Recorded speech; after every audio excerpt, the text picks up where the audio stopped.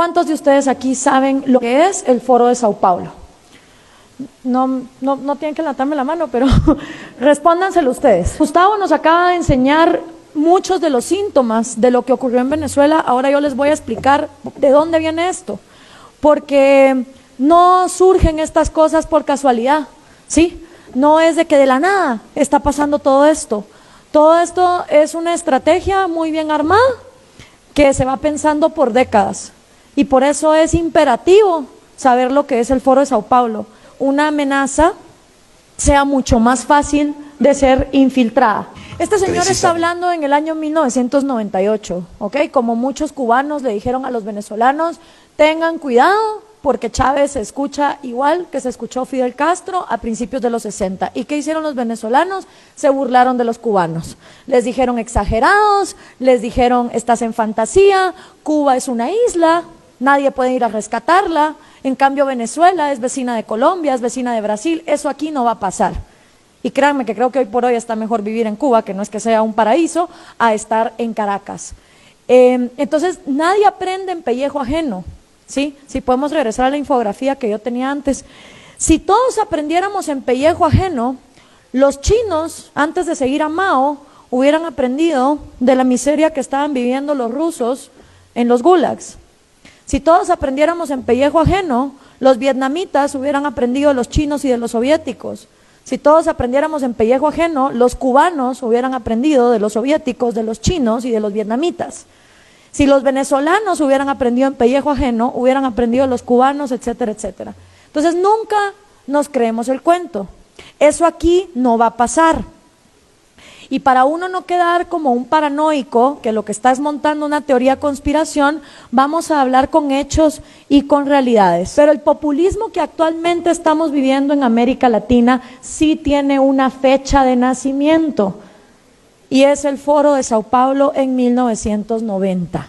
¿Por qué?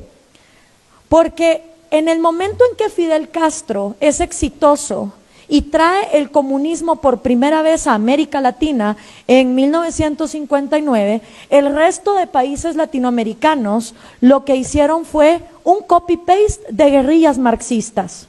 Guerrillas en Guatemala, en El Salvador, en Nicaragua, Perú, en Uruguay, donde participó Mujica, guerrillas en Argentina y por supuesto la guerrilla más multimillonaria de todas, las FARC en Colombia.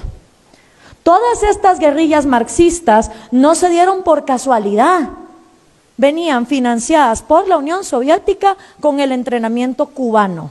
Pero pasa algo en 1990, resulta que se cae el muro de Berlín y la Unión Soviética se desploma y ya no hay mama soviet que pague dinero para las Kalashnikov, para los bombazos, para los secuestros, para todo lo que requiere un armamento guerrillero y enfrentarse contra el gobierno. Fidel Castro se empezó a dar cuenta que la Unión Soviética estaba colapsando desde 1987 y empieza entonces a ver cuál va a ser la estrategia para postergarse en el poder, porque Cuba es una isla que necesita recursos que vengan de afuera. Y si no iba a estar la Unión Soviética, ¿cómo iba a sobrevivir Castro en el poder? Entonces, busca a un joven marxista, sindicalista, apuesto, carismático, súper querido, de una de las naciones más millonarias de América Latina, Lula da Silva, en Brasil. Y le dice, oye Lula, aquí va a haber un problema, porque la Unión Soviética va a colapsar. ¿Cómo vamos a hacer para seguir llegando al poder? Y organizan en el año 1990 en Sao Paulo, Brasil, el primer Foro de Sao Paulo. Y en ese primer Foro de Sao Paulo asisten todos los partidos comunistas, todos los guerrilleros marxistas, todos los sindicalistas de izquierda de la región latinoamericana. ¿Qué significaba esto? Que si tú eras comunista, en lugar de agarrar un fusil e irte a la montaña, podías formar tu partido, presentarte a elecciones y que la gente te votara. Hay un pequeñito problema. ¿Cómo hacemos para que la gente vote por comunismo en pleno año 90, cuando acaba de desplomarse el muro de Berlín y estamos descubriendo que 100 millones de seres humanos han muerto víctimas del comunismo? está un poquito jodido vender esa idea cuando tanta gente ha muerto. Entonces había que encontrar una manera de manipular la democracia para poder llegar al poder. Aquí la lucha no es violenta, no se trata de andar matando gente, ni de irse al monte en una guerrilla. Aquí de lo que se trata es de hegemonía cultural, o sea, lavar cabezas. Lo que tienen que hacer los comunistas es lavar cerebros. ¿Lavarlos dónde? En el cine, en el teatro, en la música, en la escuela, en la iglesia, en la casa, en la familia, en las conversaciones, en las tertulias, en los clubes de lectura, en lo que se lee. Y esa hegemonía cultural gramsciana es la que agarra el Foro de Sao Paulo en 1990 para manipular la democracia. Y ahí es donde el populismo, es decir, hablar de cosas gratis, cuando gratis no hay nada en esta vida, alguien lo tiene que producir, hasta el día que, no sé, empiecen a crecer hospitales en los árboles, ¿sí? Dividir a la sociedad con odio, acabar con las instituciones, y todo el manual que ya don Gustavo nos habló. El Foro de Sao Paulo se reúne todos los años, desde el año 90. La última vez que se reunió en México fue en el año 2012. El primer presidente que ponen en el poder es Hugo Chávez, lo cual es una excelente noticia para Cuba, porque justamente el peor periodo de hambre y miseria que los cubanos han vivido es de 1990 a 1998, el famoso periodo especial. Y hasta que no entró el petróleo venezolano a reemplazar a mamá soviética, los cubanos estaban muy mal. Y ahora que el petróleo se desplomó, próxima parada, Colombia, porque el dinero de las drogas de las FARC es un excelente reemplazo del petróleo. Estos socialistas no piensan en décadas, piensan en siglos y están actuando por siglos. Entonces, si uno no comprende la magnitud regional de cómo está esta gente organizada, no la van a poder combatir.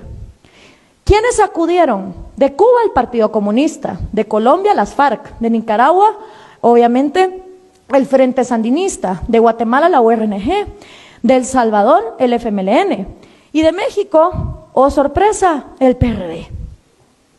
Y ese es un gran reto para ustedes, porque a partir del año 2015 Morena también es miembro del Foro de Sao Paulo.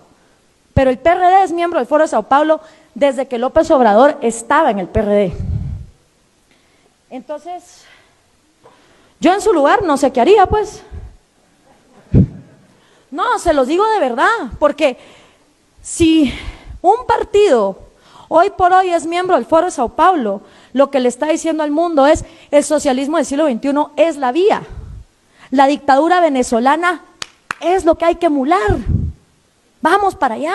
Un partido que hoy sea miembro de este foro está dándole aplausos y espaldarazos al genocidio que está ocurriendo en Venezuela. Y si ustedes salen a decir, Morena es miembro del Foro de Sao Paulo, ¿qué van a hacer cuando les digan y el PRD también?